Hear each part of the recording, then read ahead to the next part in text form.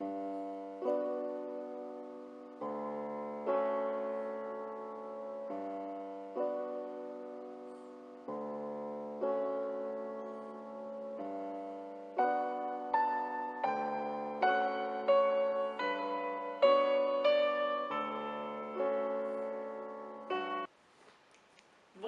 et merci d'être présent dans ma nouvelle vidéo dans des livres dans mon cœur.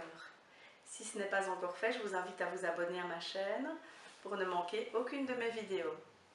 Aujourd'hui, je suis ravie de vous présenter le dernier roman de Laure Manel, Les Dominos de la vie, paru en avril 2022. Alors, Laure Manel est une auteure dont j'ai encore lu assez peu de livres finalement, et celui-ci, c'est vraiment pour moi le meilleur de ceux que j'ai lus.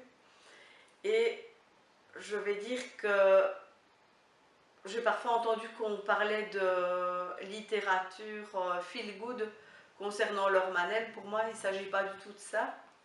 Pour moi, c'est de la littérature blanche. On n'est pas du tout dans quelque chose de léger, au contraire. On est avec des sujets de société actuelle, des sujets importants. Et voilà, je trouve que c'est pas du tout, il ne faut pas du tout coller l'étiquette feel good. Si je veux comparer à certains auteurs que moi j'aime beaucoup, je comparerais Laure Manel à Agnès Martin-Lugan, à Julien Sandrel.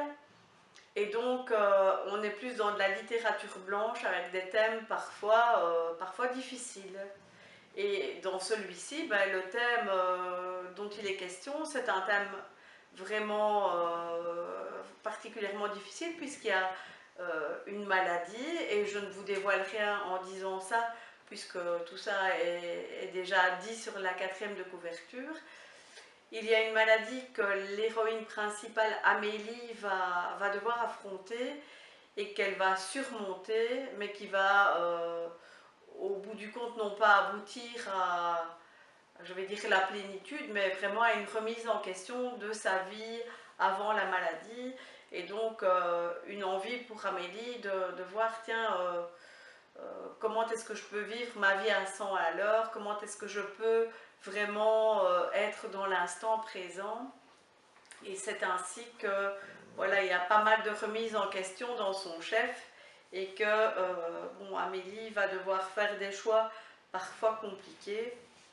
Et je ne résiste pas à l'envie de vous lire un petit extrait qui résume bien un peu le questionnement d'Amélie.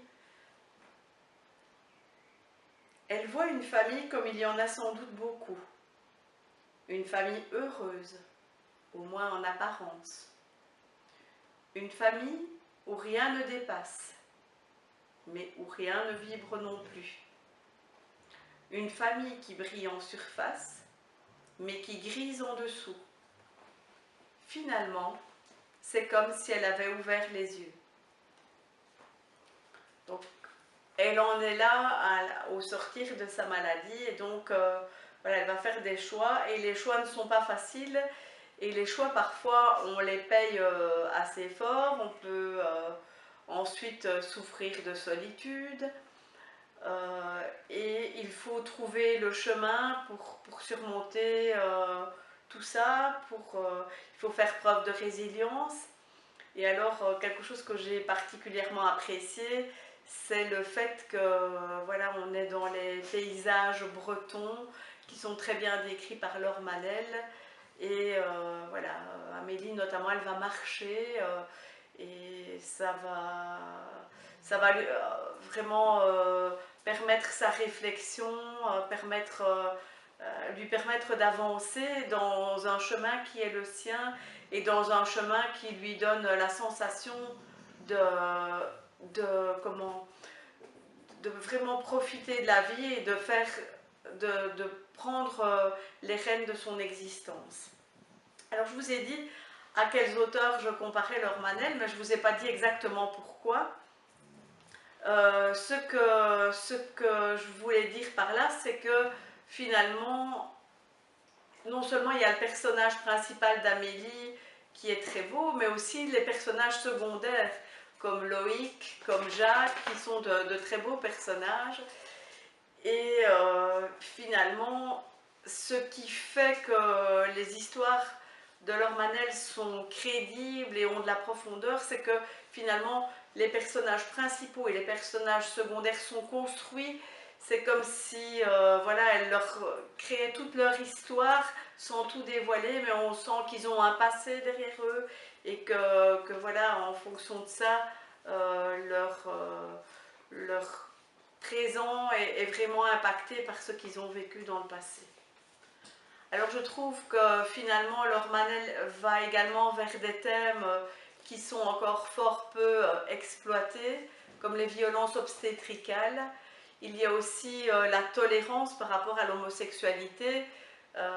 Et voilà, là-dedans, je trouve que Laure Manel fait preuve de beaucoup d'ouverture d'esprit parce que dans le quotidien que tous nous pouvons vivre, nous pouvons nous rendre compte que ce n'est pas toujours aussi évident qu'il pourrait y paraître. Alors je ne peux que vous recommander la lecture de ce nouveau roman de Laure Manel dont je vous rappelle le titre, Les dominos de la vie. Alors en attendant une prochaine vidéo, surtout lisez-le